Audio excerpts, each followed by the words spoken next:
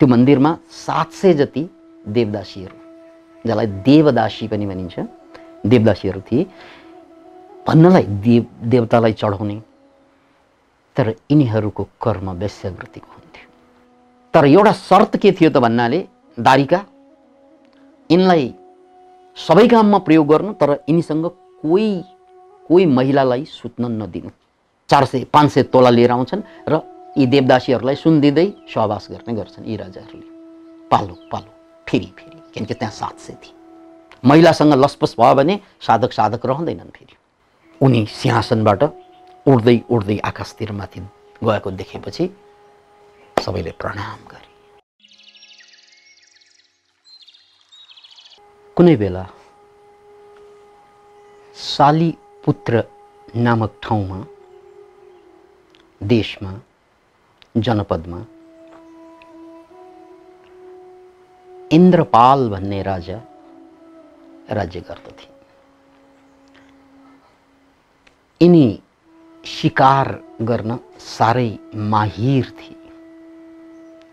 अनि शिकारबाट फर्कँदा हरेक पल्ट देशका लावा लस्कर जनता उनको स्वागतको लागि दरबारको परिसरमा हाजिर हुने गर्थे।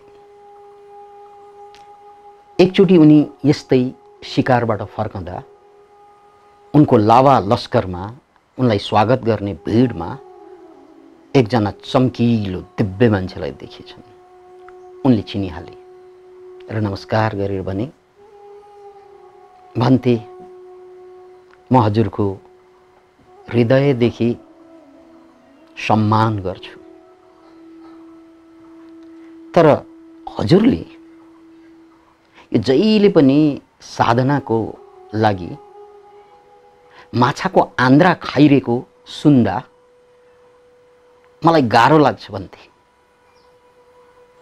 त्यसकारण आर्य, म राजा हुँ, हजुरलाई चाहिने सम्पूर्ण खानापानको सारा कुराको व्यवस्था गर्न सक्छु म, किनकि हजुरप्रति मेरो सम्मान छ। तर त्यो भिक्षु भएर माछाको आन्द्रा खाएर साधना गरेको मलाई कति पनि मन पर्दैन। भन्नु पर्दैन, उनी महासिद्ध लुहिपा थिए।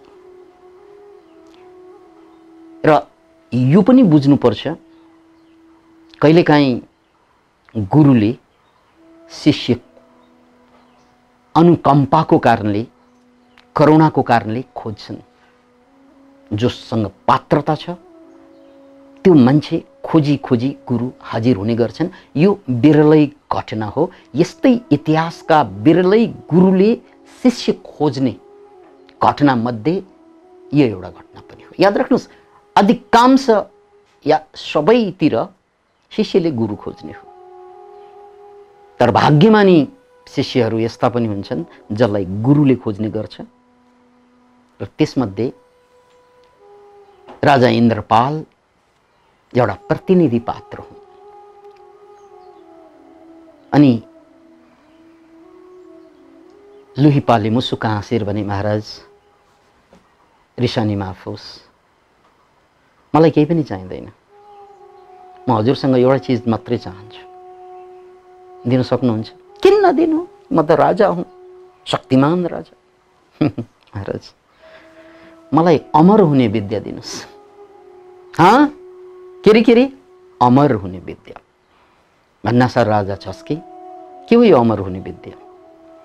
महाराज यो शरीर मर्छन् र मन पनि परिवर्तित भइरहन्छन्, आफ्नो बसमै हुँदैन। तर अमर हुने एउटा अवस्था हुन्छ जहाँ म शरीर होइन, म मन होइन, मैले तेस्रो चिज पत्ता लगाएको हुन्छु। त्यसलाई शून्यता भनिन्छ। त्यो शून्यताको बोध भएपछि मान्छे कहिल्यै मर्दैन। त्यो अमर विद्या दिन सक्नुहुन्छ? याद राख्नुहोस्, यहाँ मान्छे मर्दैन भनेको शरीर मर्दैन भनेको होइन, उनको चेतना मर्दैन। अर्को भाषामा उनको ज्ञान, उनको आत्मा त्यो जारी रहन्छ। अनि राजाले भने यो त दिन सक्दैन, बरु आधा राज्य दिन सक्छु, यो त दिन सक्दैन, बरु हजुरले चाहनुभयो भने मेरो प्यारी छोरी, एक्लै छोरी पनि दिन सक्छु। महाराज, सायद हजुरलाई ज्ञात नभएको हुनसक्छ, म पनि कुनै बेला राजा भइसकेको मान्छे, त्यो राजपाट सबै छोडेर भागेर आएको मान्छे, हजुरको राज्यमा आएर साधना गरेर बसेको छु। हजुर राजा हुनुहुन्थ्यो, कहाँको? फलाना ठाउँ। ल ल ल किन छोड्नुभयो त हजुरले राजपाट? अनि कहानी सुनाए। यो भौतिक संसारमा प्राप्त कुनै पनि चिजले शान्ति दिँदैन, सन्तुष्ट बनाउँदैन, सधैँको लागि आनन्दित बनाउँदैन। त्यसकारण यो राज्य सत्ता दोषपूर्ण छ महाराज। यो जहिले पनि चिन्तामा, जहिले पनि पीडामा मान्छे भइ नै रहन्छ। यो भौतिक सम्पत्ति, यो भौतिक राज्य सत्तामा यो कुरा छर्लङ्ग भइसकेपछि मैले दरबार छोडेर, राजपाट छोडेर भागेको। बल्ल राजाको आँखा खुल्यो। किन भन्नाले शिकार गर्दा त आनन्द आउने, शिकार गर्ने काम सकिन्छ, फेरि मानसिक उल्झन, पीडा, दुनियाँभरको दुःख दर्द, दुनियाँभरका समस्या सल्टाउनु पर्ने, आफ्नै समस्या भित्रको सल्टिरहेको हुँदैन, दरबारकै सल्टिरहेको हुँदैन, दुनियाँको सल्टाएर बस्नुपर्ने, र त्यसकारण जहिले पनि तनाव हुने, तनावबाट भाग्नको लागि फेरि शिकार गर्ने, शिकार भनेको अरूलाई मार्ने, यो पनि जिन्दगी हो र। एक क्षणमा पीडाबाट भुल्नको लागि कति कति प्राणीलाई मार्नुपर्छ भन्थे। मलाई पनि दीक्षा दिइबक्स्योस्, मलाई दीक्षा दिइबक्स्योस्। यिनी मेरा मन्त्री पनि इच्छुक छन्, मन्त्री पद अब छोडेर हजुरको दीक्षा लिनु। राजा मन्त्री दुवै दीक्षित भए। त्यसपछि लुहिप्पाले अद्भुत प्रयोग गरे। यसलाई शब्द दिएको छु प्रयोग। यो सिस्टमेटिकली हुने कुरा होइन, यसलाई एक्सपेरिमेन्ट भनिन्छ साइन्समा। यस्तै अध्यात्ममा पनि गुरुहरूले शिष्यको पात्रता हेरेर प्रयोग गर्दछ। यो कुरा याद राख्नुहोस्। सामान्य शिष्यको हकमा गर्दैनन् गुरुले प्रयोग। उनीहरूलाई परम्परागत रूपमा जे जस्तो शिक्षा दीक्षा दिनुपर्ने हो दिने हो, तर शिष्यमा पात्रता छ भने यसलाई मुक्तिसम्म पुरै हाल्ने गुरुको अठोट हुन्छ, र यही अठोटको कारणले गर्दा अनि प्रयोग गर्नुपर्ने हुन्छ। अब प्रयोगकै लागि यिनलाई, यानी राजालाई र मन्त्रीलाई, अब मन्त्री होइन, अब राजा होइनन्, उनका शिष्य भइसके, अर्कै देशमा ओडिसामा लगे। ओडिसाको पनि एउटा ठाउँ जहाँ मन्दिर छ, भव्य मन्दिर। त्यो मन्दिरमा त्यो राज्यको सबभन्दा बढी देवदासीहरू थिए त्यो बेला।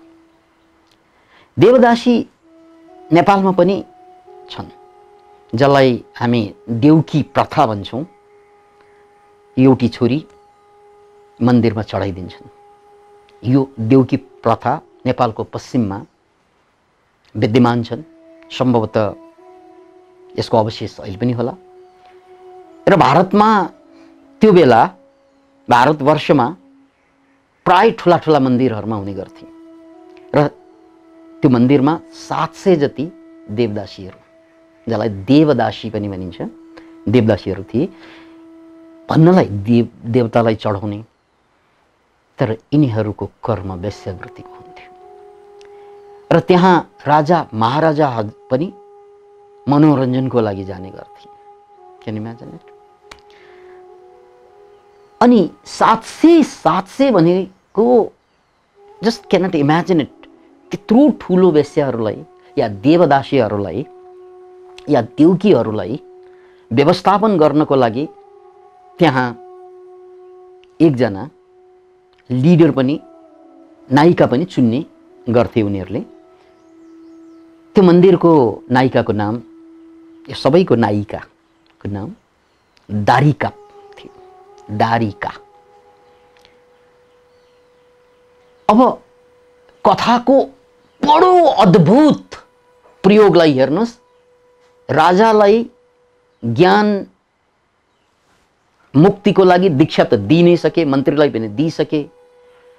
अब लुइपाले यो मन्दिरमा राजालाई ल्याउँछ र दारिकालाई दासको रूपमा बेचिदिन्छ राजालाई। किन इमेजिन, सायद अब कथा बुझ्न गाह्रो होला, मैले त्यसकारण यहाँलाई भने प्रयोग यो सद्गुरुले कहिलेकाहीँ सद्शिष्य भेट्यो भने गर्ने प्रयोग हो।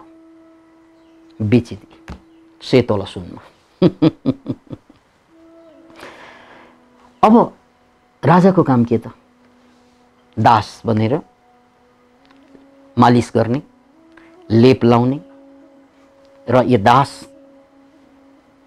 यो दासीहरूको, देवदासीहरूको पनि दास, सबैको सेवा गर्ने।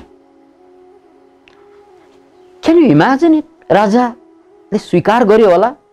गरे, किनकि राजामा पात्रता भएकै कारणले, पात्रता देखेकै कारणले गुरुले यो कठोर प्रयोग गरेका हुन्। तर एउटा शर्त के थियो त भन्नाले, दारिका यिनलाई सबै काममा प्रयोग गर्नु, तर यिनीसँग कोही महिलालाई सुत्न नदिनु। यो एउटा शर्त थियो। त्यो शर्त मानियो किनकि उनी साधक हुन्। महिलासँग लसपस भयो भने साधक रहँदैनन्। फेरि दीक्षा पाइसकेको साधक, बस कोही पनि महिलाको सेवा गर्न पाइने, तर लसपस गर्न नपाइने चाहिँ शर्तमा त्यहाँ बेचे र मन्त्री र अनि लुइपा गुरु त्यहाँबाट फर्के। 12 वर्षसम्म सेवा गरे राजाले। आफ्नो साधना, आफ्नो टाइममा बिहान ब्रह्म मुहुर्तमा उठ्ने, पहिला आफ्नो साधना भ्याउने, नम्बर 1 गुरुले दिएको दीक्षा अनुरूपको साधना, र यो पूर्णतया समर्पण। गुरु यदि सत्य हो, सही हो भने उनले जहाँ लगे पनि, जसरी लगे पनि ठिक ठाउँमा लाग्छ। यसलाई यसरी बुझ्नुस्, तपाईँ प्लेनभित्र छिर्ना साथ पाइलटप्रति तपाईँको पूर्णतया समर्पण भाव हुन्छ। प्लेन जुन दिशामा गए पनि तपाईँ खुसी नै हुनुहुन्छ। तल लगे पनि खुसी, माथि लगे पनि खुसी, जुनै एयरपोर्टमा चाहिँ ओह्राले पनि खुसी, यानि ल्यान्डिङ गर्छन् ठाउँ ठाउँमा, त्यही पनि खुसी हुन्छ। किनकि तपाईँलाई पक्का भरोसा छ यो पाइलटले मेरो गन्तव्यमा पुर्याउँछ, मैले टिकट काटिसकेको छु। बस पाइलटसँग हामी प्रश्न गर्दैनौँ किन यो ठाउँमा ल्यान्ड गरेको भनेर। कहिलेकाहीँ आकस्मिक ल्यान्डिङ हुन्छ, त्यसमा पनि प्रश्न गर्दैनौँ हामीहरू। ठिक छ, पुर्याइहाल्नुहुन्छ। बस अब यहाँ गुरु पाइलट जस्तै हो। त्यसकारण कुनै प्रश्न छैन, पूर्णतया समर्पण। यही कुरा अर्जुनलाई कृष्णले आफ्नो भाषामा गीतामा सुनाएको। सर्वधर्मान् परित्यज्य मामेकं शरणं व्रज, अहम त्वाम सर्व पापेभ्यो मोक्षयिष्यामि मा शुच। चिन्ता नगर अर्जुन, म सारा पापबाट तिमीलाई मुक्ति दिन्छु, तर सबै कुरालाई छोड्दिए। बस यही कुराको प्रकारान्तरमा यो गीता ज्ञानको प्रकारान्तरमा प्रयोग यहाँ दारिका, जो दारिका पाको रूपमा पछि चिनिन्छ यो गुरु, उनीमाथि प्रयोग गरिदिए। कसले? महासिद्ध। अब महासिद्धले गरेपछि समर्पित हुने स्वाभाविक पनि भयो। त्यसकारण राजा इन्द्रपालले 12 वर्षसम्म कुनै पनि प्रश्न नगरिकन ऊ समर्पित भयो। जब तपाईँ समर्पित हुनुहुन्छ नि, तपाईँले केही गर्न पर्दैन, तपाईँ पुग्नुभयो। यो समर्पणको एउटा अद्भुत कुरा सुन्नुहोस्। तपाईँ डुङ्गामा चढ्नुहुन्छ या जहाजमा चढ्नुहुन्छ, या चाहिँ जहाज भनेको यहाँ प्लेनमा चढ्नुहुन्छ, तपाईँले त्यो प्लेनमा, त्यो जहाजमा, पानी जहाजमै होस्, आफूलाई लगेर छोडेपछि तपाईँले केही गर्नु पर्दैन। तपाईँ नाचे पनि हुन्छ, हाँसे पनि हुन्छ, टोयलेटमा गए पनि, तपाईँ टोयलेटमा गइरहँदा पनि लक्ष्यमा पुगिरहेको हुन्छ, तपाईँ नाचिरहँदा पनि लक्ष्यमा पुगिरहेको हुन्छ, तपाईँ आफ्नो श्रीमतीसँग झगडा गरिरहँदा पनि लक्ष्यमा पुगिरहेको हुन्छ, तपाईँ अब म बर्बाद भयो, सक्यो, अब केही पनि हुँदैन मेरो जीवनमा, म कहीँ पनि पुग्दैन भनिरहँदा पनि पुगिरहेकै हुन्छ। यो हो समर्पणको शक्ति। त्यसैले त भनेको सर्वधर्मान् परित्यज्य मामेकं शरणं व्रज अहम त्वां सर्व पापेभ्यो मोक्षयिष्यामि मा शुचः। Can you imagine? मैले यो उपमा दिएँ, फेरि पनि सुन्नुहोस्, यसको जादु सुन्नुहोस्। तपाईँले एकचोटि चाहिँ कुनै जहाजमा समर्पित आफूलाई गरिसकेपछि तेरि यसले पुर्याउँछ कि पुर्याउँदैन मलाई थाहा नै छैन, यो पाइलट पनि यो जहाजको चाहिँ ड्राइभर पनि ठिक हो कि होइन मलाई थाहा नै छैन भनिरहँदा पनि त्यति उसँग त्यो ड्राइभरलाई त्यो पाइलटलाई गाली गरिरहँदा पनि तपाईँ पुगिरहेको हुन्छ। एयर होस्टेससँग झगडा गरिरहँदा पनि तपाईँ पुगिरहेको हुन्छ। किन इमेजिन इट? त्यसकारण यो this is the power of समर्पण। तर शिष्यलाई त भ्रम के लाग्छ त भन्नाले अहिले पनि म पीडित छु, अहिले पनि म त्यस्तै हुँ। उसलाई के थाहा, जहाज त अगाडि बढिसक्यो, तर उसले के भन्छ, अहिले पनि म त्यस्तै हुँ भन्छ। मात्र तपाईँ त्यो जहाजबाट धेरै पीडित भएर हाम फालिदिन्छन् कति शिष्यहरू, उनीहरू सिद्धिने हो। झगडा गर्नु पाइन्छ गुरुसँग, तर जहाजबाट हाम फाल्नु पाइँदैन। याद राख्नुहोस्, उनले 12 वर्षसम्म यो जहाजमा बसिरहे। त्यहाँ कति पीडा भयो होला, कति दर्द भयो होला, कति समस्या भयो होला। ऊ त राजा हुन्, इन्द्रपाल। तर ती सबैको बावजुद पनि उनलाई के थाहा थियो भन्नाले म पुगिरहेको छु, किनकि मैले साधना पनि गरिरहेको छु, म समर्पण पनि गरिरहेको छु। दुवै कुरा, साधना गरेर पुग्दैन, शिष्यले समर्पण गर्नुपर्छ। समर्पण गरिरहेको छैन भने साधनाले चाहिँ कामै गर्दैन। याद राख्नुहोस्, त्यहाँ दुवै चलिरहेको थियो, साधना एवं समर्पण। अनि एक दिन त्यहाँ राजा आए, कुञ्जी नामक राजा। बेला बेला राजाहरू आउने गर्छन्, सुन 400-500 तोला लिएर आउँछन् र यी देवदासीहरूलाई सुन दिँदै सहवास गर्ने गर्छन् यी राजाहरूले। पालो पालो फेरि फेरि, किनकि त्यहाँ 700 थिए। त्यस्तै कुञ्जी नामक एक राजा 500 तोला सुन ल्याउँदै हरेक दिन चाहिँ देवदासीहरूको भोग गर्दै थिए। र त्यो भोगलाई मिलाउने फेरि दलाली काम गर्ने फेरि यही राजा इन्द्रपाल। किन इमेजिन इट? अब तपाईँले सायद चाहिँ भन्नु होला यो के कस्तो साधना हो? याद राख्नुहोस्, त्यहाँ साधना जारी थियो, त्यहाँ समर्पण जारी थियो। त्यसकारण जहाजमा पुगिसकेपछि तपाईँले जे गरे पनि तपाईँ पुगिरहेकै हुन्छ। मात्र जहाजबाट हाम फाल्नु पाइँदैन। फेरि पनि सम्झाइदिन्छु, भनिदिएको छु। अन्ततः 12 वर्ष नागिसकेपछि एक दिन त्यो कुञ्जीलाई, राजा कुञ्जी राति चाहिँ पखाला चलेछ। अनि टोयलेट जानु भनेर बाहिर आउँदा एउटा झोपडीमा, कुनामा बसेको झोपडीमा झालालालालालालालालाला लाइट बलिरहेको थियो। अचम्म लाग्यो, किनकि त्यत्रो लाइट त आउँदै आउँदैन। त्यो बेला त चिमको आविष्कार भएको थिएन, त्यो पनि झोपडीबाट। त्यो कसको झोपडी भन्नाले त्यही दासको झोपडी। कुदेर हेर्दा अद्भुत, ओहो त्यहाँ त अद्भुत भइरहेको छ। 15 जना देवकन्या सेवा सत्कार गर्दै, उनी फेरि राजाकै रूपमा। अनि चारैतिरबाट मग मग मग मग वासना आइरहेको छ, मधुरो मधुरो ध्वनि बजिरहेको छ। यो कसले ध्वनि बजाएको त्यो पनि थाहा छैन, कहाँबाट वासना आइरहेको त्यो पनि थाहा छैन। यो 15 देवकन्या शरीरबाट तेज आइरहेको कारणले मात्रै थाहा भयो देवकन्या, नत्र त्यो पनि देवदासी भन्न थान्छन्। त्यस्तो होइन, किनकि शरीरबाट लाइट निस्किरहेको थियो सबैको शरीरबाट। त्यसकारण बल्ल थाहा भयो यो त देवकन्या। मान्छेको त निस्कँदैन त्यसरी। अनि यो दासको त कुरै गर्नु पर्दैन, पुरा शरीर झललल बल्लिरहेछ। अनि त्यो को त भन्नाले त्यही दास। त्यसपछि राजा रोमाञ्चित भए। कुञ्जी भन्ने राजा डराए, रोमाञ्चित भए। उसले आफूलाई विश्वासै गर्न सकेन, सपना हो कि विपना हो। चिमाटेर हेरे, आँखा मिचेर हेरे, सबै मिलिरहेको छ। यो साँच्चै हो, वास्तविकता हो। वासना पनि आइरहेको छ, कतैबाट आइरहेको छैन, फेरि कतै धुप बालेको छैन, फुल पनि छैन नजिकै। कुदेर दारीका कहाँ पुगे राजा कुञ्जी।